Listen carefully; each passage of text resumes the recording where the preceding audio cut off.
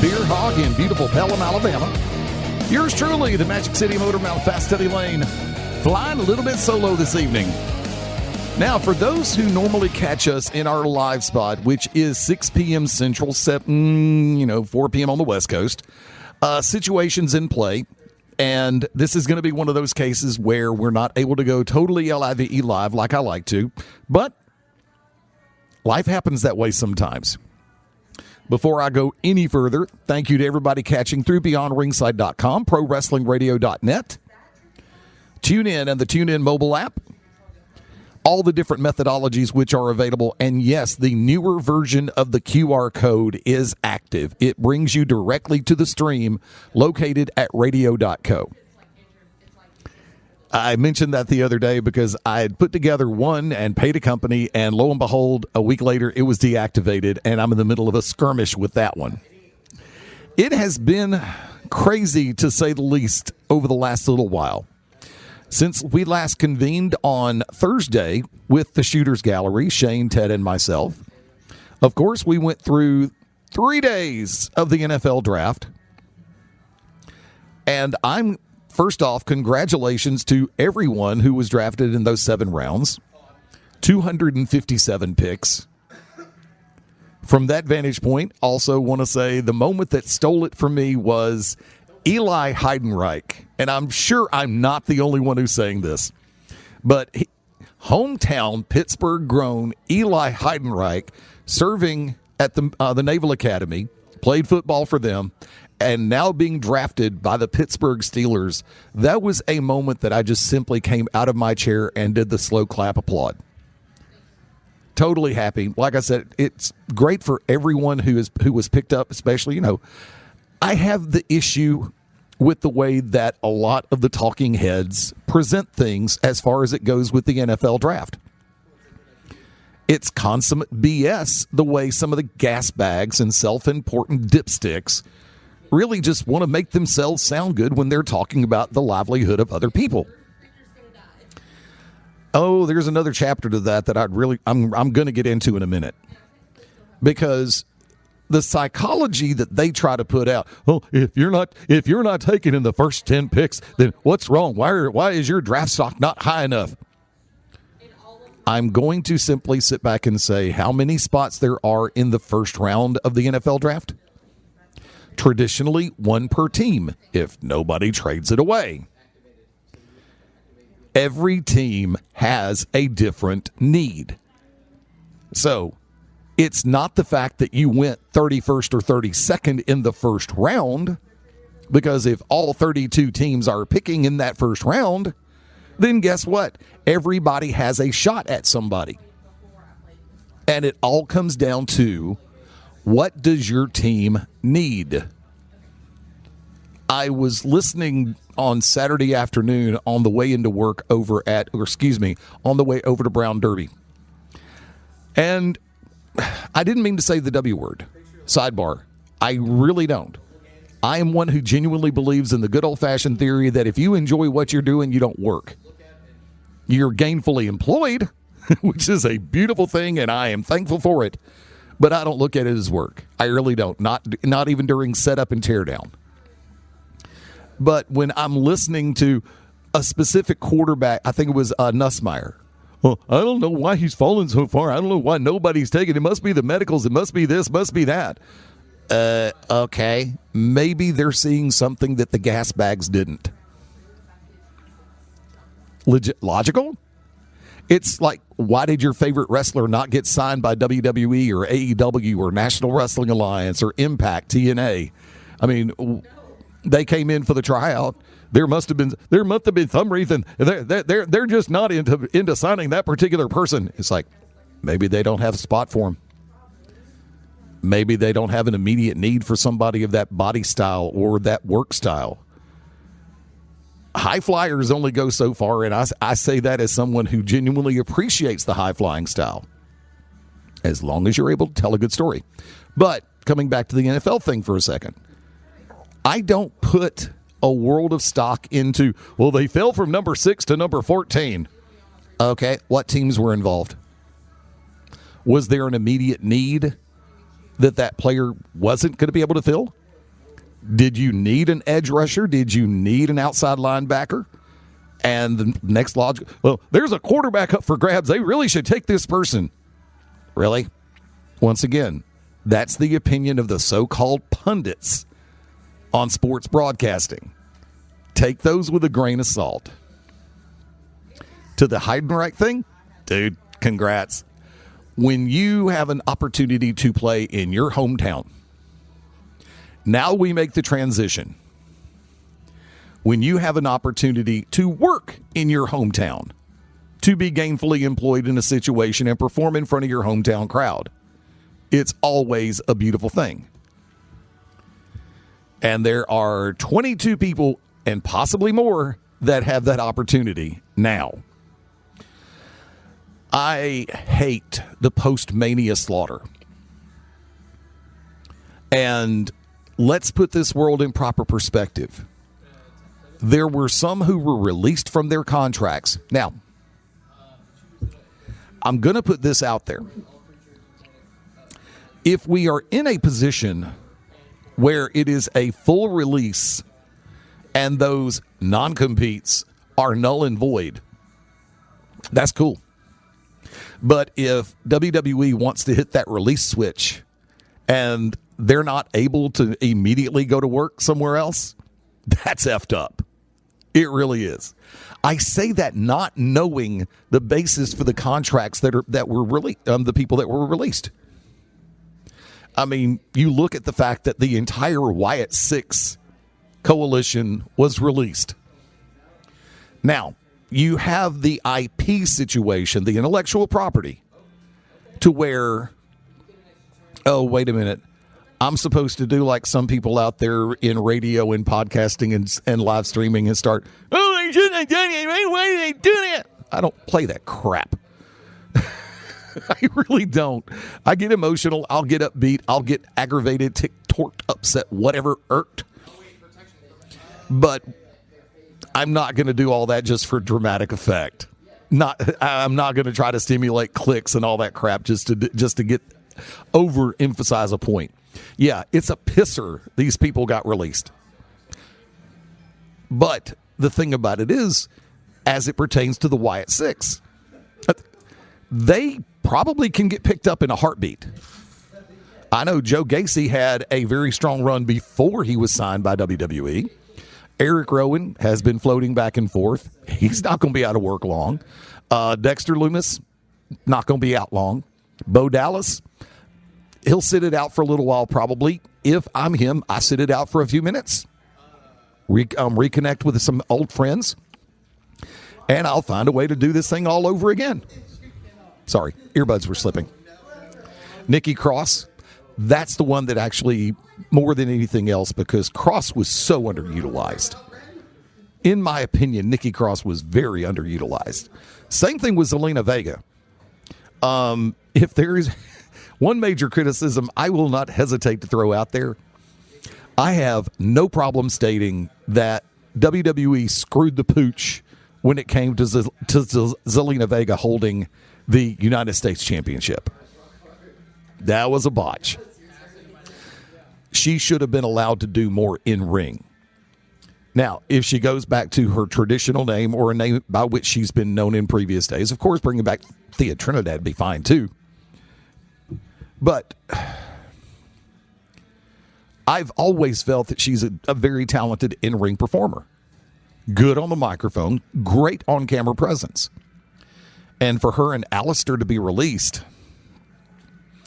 I think, once again, WWE has managed to be very short-sighted in the way that they'll flip that switch and hit the eject button.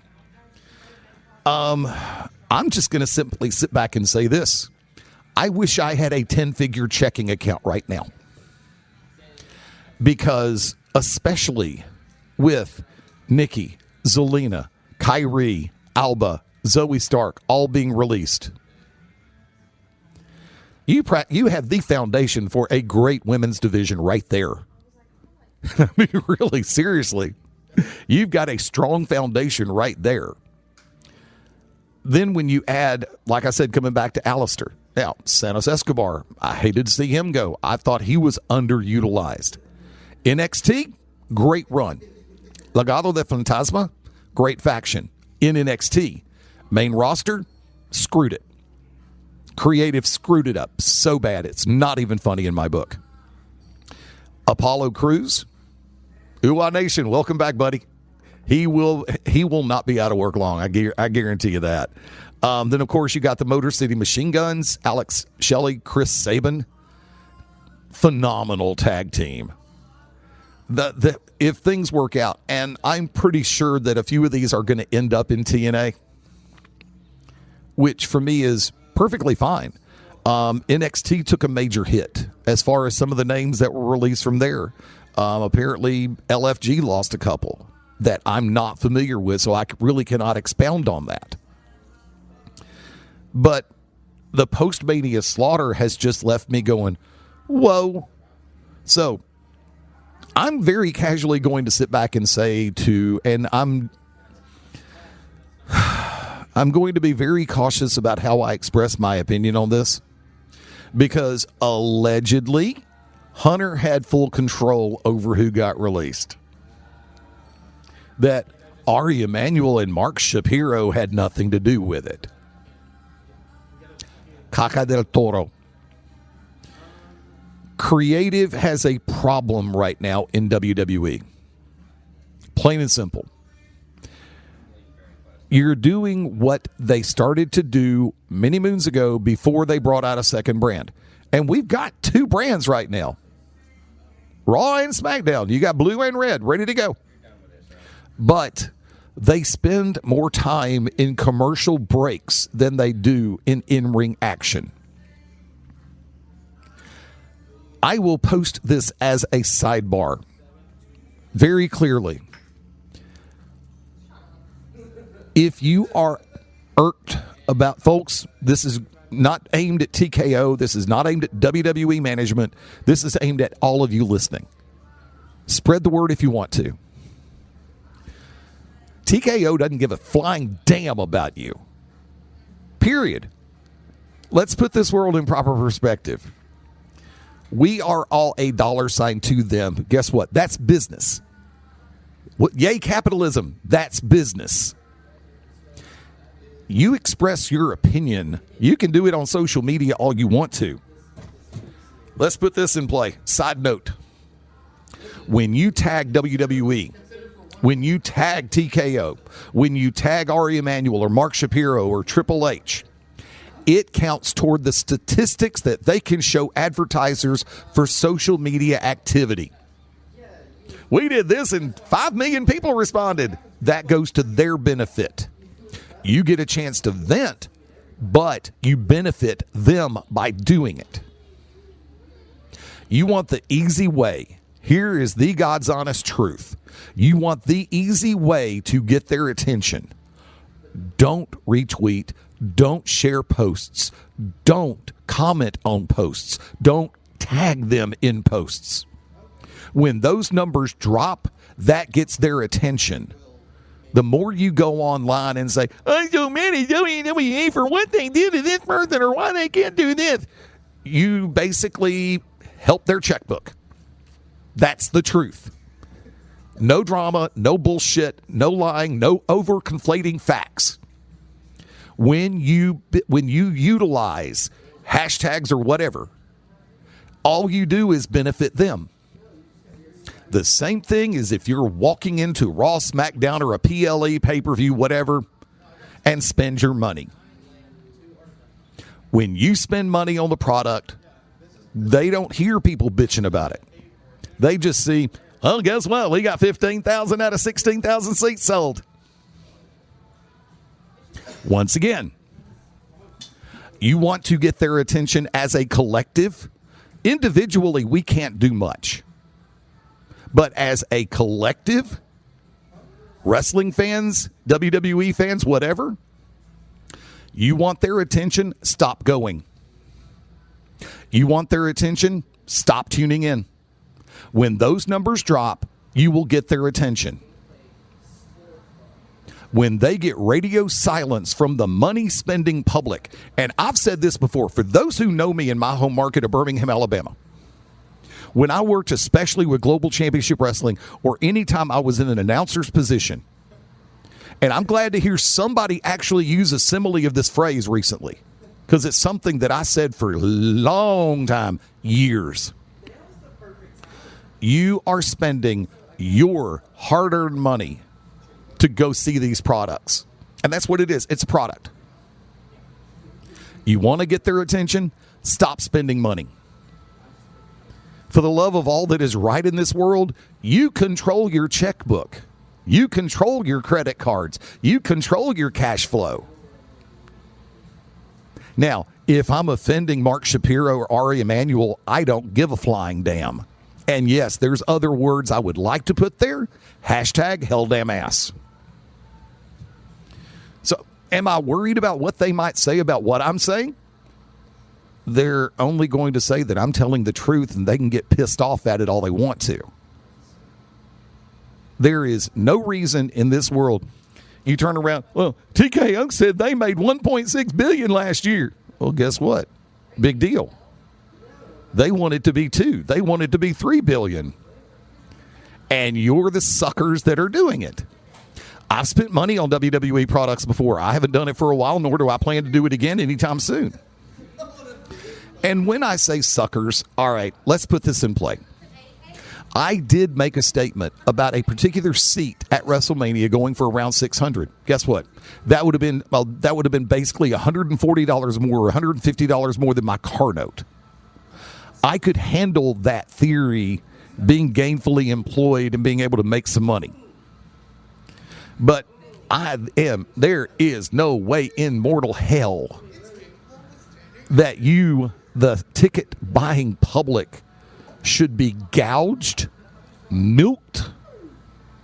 There's a couple other verbs out of the money that you're spending on some of these tickets. I'm not saying it should be free. Far from it. Every company should be able to make money.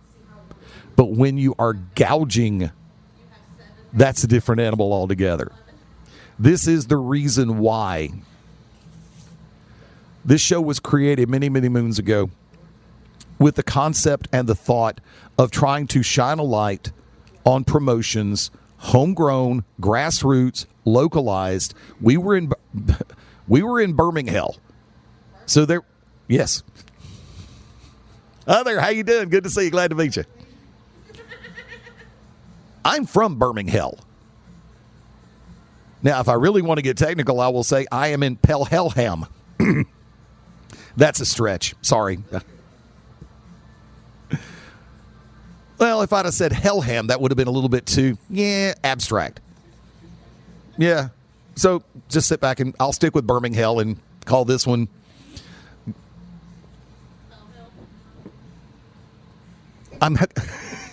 I'm covering my mouth for a hot second for a very good reason. I almost said something that could get me in deep doo-doo here on the local level. Frankly, I don't give a flying rat's ass. I stay in trouble. Previous incarnations of Pelham City government and I have not seen eye to eye on a lot of things, and that shit ain't gonna change in the near future. Sorry about the fecal matter reference, but it's there and I took it. Now, sorry, I got distracted.